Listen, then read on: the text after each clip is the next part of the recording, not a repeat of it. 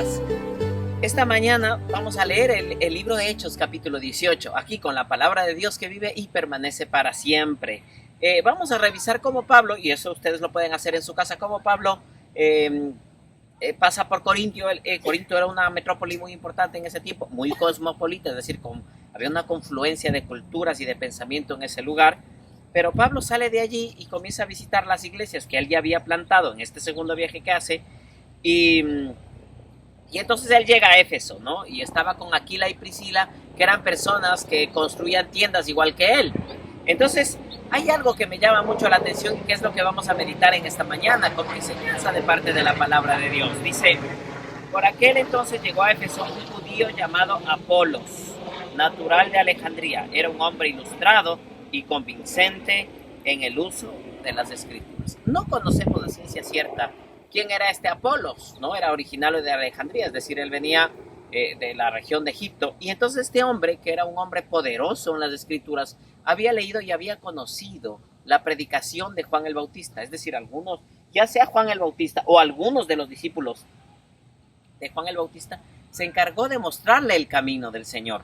Y este hombre con elocuencia comenzaba a hablar y a predicar acerca de esto, de tal manera que cuando Priscila y Aquila, que eran colaboradores de Pablo, le encontraron a él, pues terminaron su adoctrinamiento, ¿no?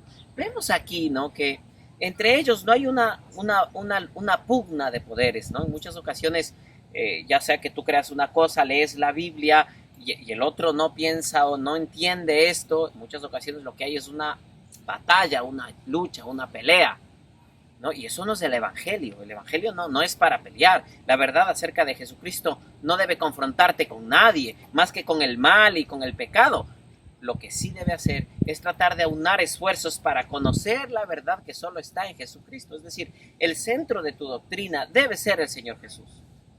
Y con el amor de Él y con la gracia y la misericordia que Él te da, pues allí es donde tú debes ir para pedir sabiduría y poder enfrentar cualquier situación que te parezca distinta a lo que tú conoces y oyes, ¿no? De tal manera que dice que al final, Apolo se convirtió en tan poderoso, miren lo que dice el verso 18, referente a que él estaba en Acaya, ¿no? Pues refutaba vigorosamente en público a los judíos, demostrando que por las escrituras que Jesús era el Mesías.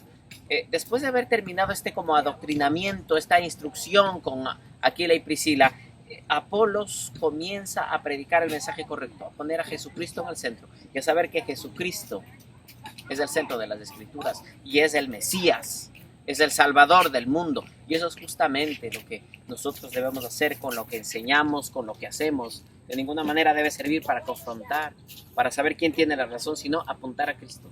Saben, el Espíritu y la palabra son suficientes para convencer.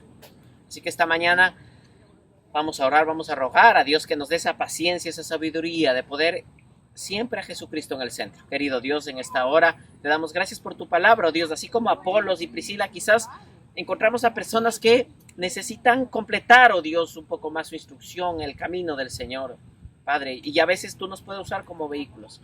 No como vehículos para confrontar y hacer daño, sino como vehículos para mostrarte a ti en el centro, Señor.